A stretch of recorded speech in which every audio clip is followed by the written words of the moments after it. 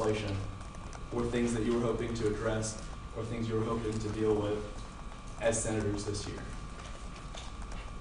You got elected as student leaders to represent the student voice. If students knew that we were in here spending hours discussing election rules or discussing how senators were getting paid, over discussing things such as the A+ initiative, over discussing things such as services issues, such as the meal plan. And in today's case, I'll be honest with you, I went into this weekend hoping, assuming that the rec center fee would be the #1 priority and the #1 topic at today's meeting. And unfortunately, that's going to have to be, the importance of that discussion is essentially going to be diminished slightly tonight because of the other things on tonight's agenda. If students were in here, we talk about transparency, we talk about why students hate SGA. Students hate SGA because we spend hours discussing things internal to SGA and don't discuss things that actually matter to the student body.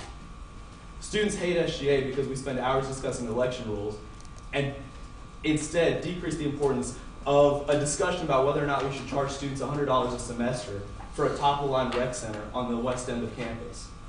Students are upset about the meal plan because we discuss things that are not as important to them as being charged $175 a semester for their campus food. I want you to think about that and honestly ask yourself if that's what you want to be remembered as a Senate body for having accomplished this year. Now, I'm not going to sit here and say that I completely disagree with some of the things that have been brought up the last couple of weeks. Could elections have been dealt with a little more smoothly? Yes. Could Supreme Court have done a better job? Probably. But then let's fix the disease, not the symptoms.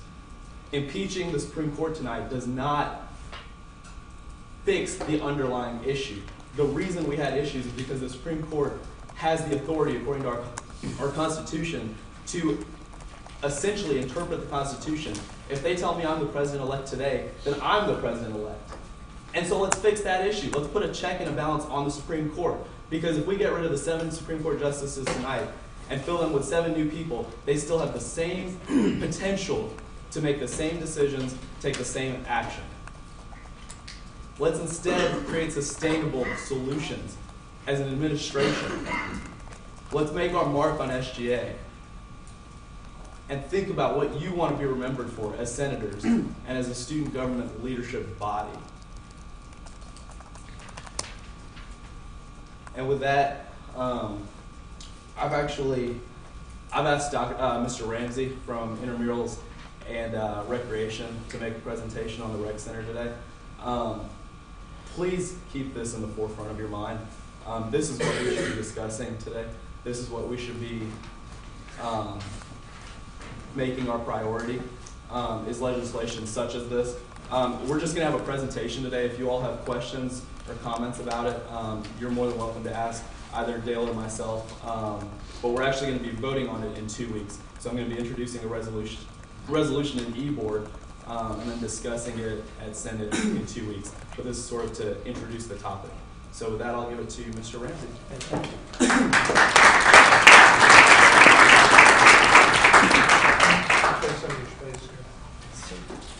Thank you so much for the opportunity to come and talk about the proposed new student recreation center.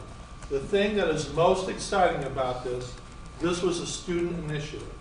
This was an SGA initiative. This was not something that the administration came up with this idea and went to SGA and said we need to do this. This came out of last year's SGA administration. They felt it was something that was very important on this campus. And so that's one of my main points tonight is how proud I am of the students that feel how important this is. One of the things that's very important to me, I've worked in the intramural sports department for 31 years. And I'm a very pro-student person. We wanted to make sure that students had all kinds of input at all levels of this project. Travis Galt served on the committee that selected the architect. I met a lot with Brandon McReynolds. He chaired the SGA subcommittee on the Student Recreation Center last year.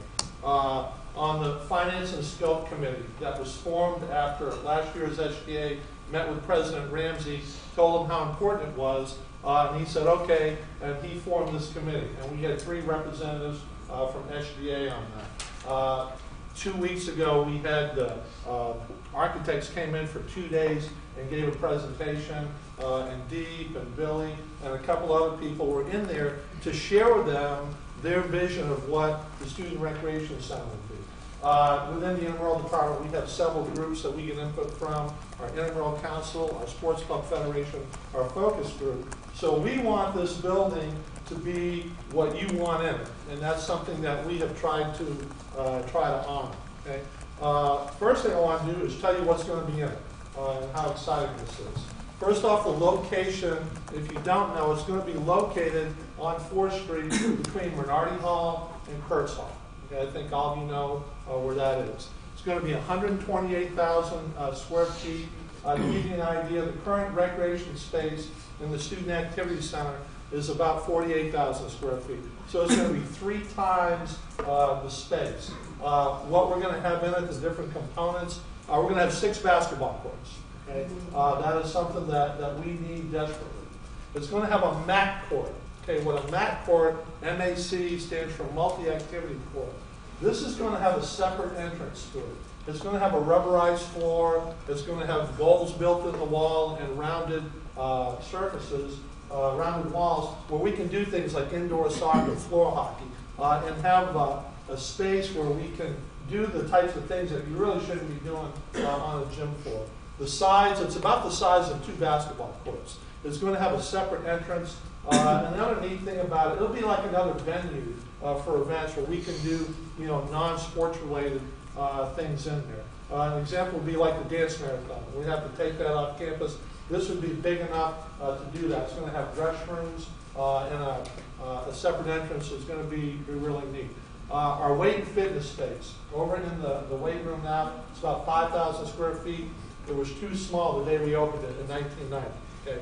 We're going to have over 19,000 square feet of weight and fitness space. We're going to have a weight room for plate-loaded equipment. 3 weights is going to be 5,000 square feet. You're going to have about 14,000 square feet of cardio equipment. So it's something that we desperately need. We're going to have 3 fitness studios. If you've taken one of our classes now, we have it in a converted racquetball. Okay, we're going to fix that. We're going to do this right. We're going to have 3 separate studios, have movable walls so we can make them different sizes as we need to for depending on the size of the class. Okay, we're going to have a fitness lab where you can come in and get a fitness assessment done. So we'll have staff that will be able to do that. Okay? One of the cool features, we're going to have a running track. One of the things, if you go to a lot of rec centers, they just have a running track that kind of runs around the basketball court. We're not going to like that. We have tasked the architects to have it run through the entire building. Okay, it may have a little up and down. We want something really cool. We don't want something boring. Everyone does that. So we want to run it through the entire building. We're going to have a sports club group. Our sports club program has taken off. 5 years ago, we had 8 sports clubs. Now we have 23, and we have about 3 more that are going to get approved in the next year. One of the problems they have is they lack space. So they will be a big beneficiary in this facility because we're going to have a sports club room for our martial arts clubs. The gym floors, the clubs will be able to use some of the classrooms, and also the turf field, which I'll talk to you about in a second. Okay, we're going to have bigger locker rooms. Each one will be about 50% bigger than what they are now. Each one is going to have a sauna in it. Okay, not this type of sauna. Another sauna. Just want to make sure you're listening. Okay. We're going to have in the lobby. We're going to do some neat things in the lobby. Okay, we're going to have a gaming area. As much as gaming is popular with students today, you're going to have like a corner, we're going to have TVs, we're going to have game systems where you can check out and go over there and play. One of the things that we want to do is have like a juice bar. Now this isn't finalized, but we're kicking some things around, and there seems to be a movement where in the juice bar you'll be able to get a smoothie, hopefully do something like over in the sack with yogurt and stuff like that. There's a movement to move the grab and go, or the, Tim, what do they call that? The sub hub. The sub hub. Take the sub hub from the residence hall that it's in and move it into the lobby of the rec center. They don't need a lot of space. One of my concerns is I don't want to put a food service thing in there, have it not generate enough business, and then we're stuck with that space and we got to redesign it. So we think that will help generate traffic. That's what we're talking about right now. It's not final. Okay? But we want to have a nice lobby, kind of has the wow factor that are going to attract people in there. Okay? Our equipment room, administrative offices will also be in there. Then out back, if you can imagine out back at Kurt's Hall, that's going to be the turf field.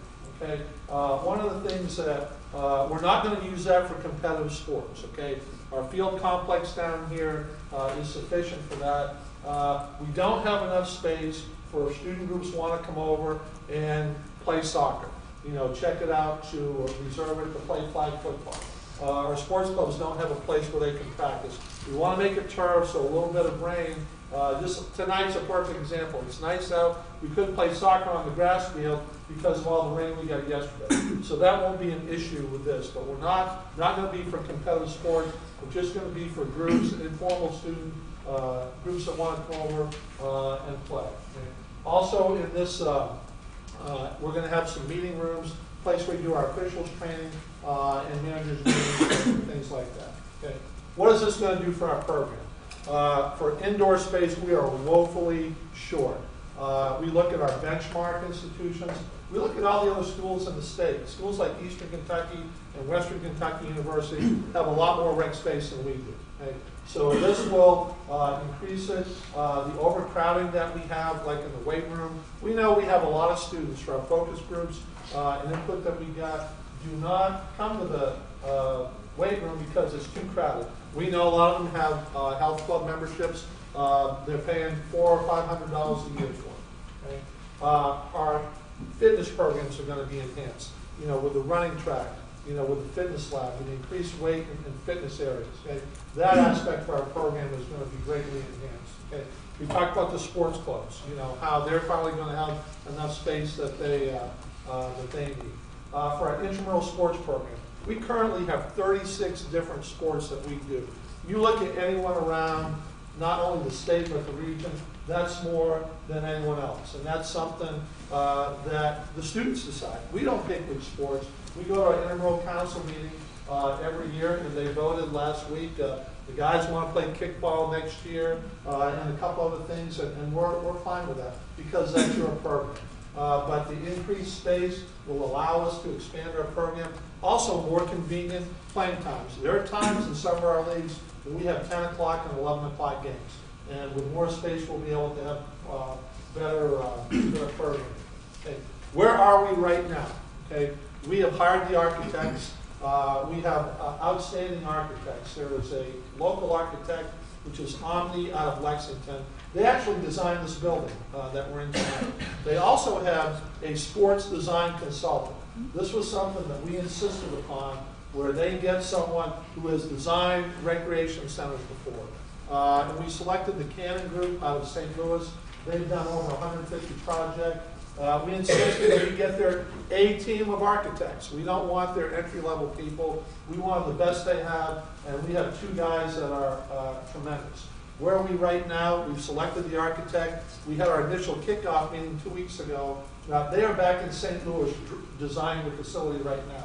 They will be back on campus on Tuesday to give us the first rendering of what they are. And this is based off what we gave them for a program and the input that was provided last week. Okay. Timeline. Okay. Initially, we thought the building would open in January of 2014. President Ramsey weighed in, and also we're not related either. Okay.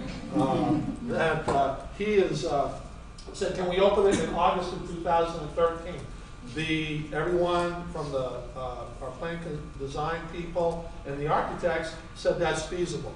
So we're planning on having this building open 2 years from August.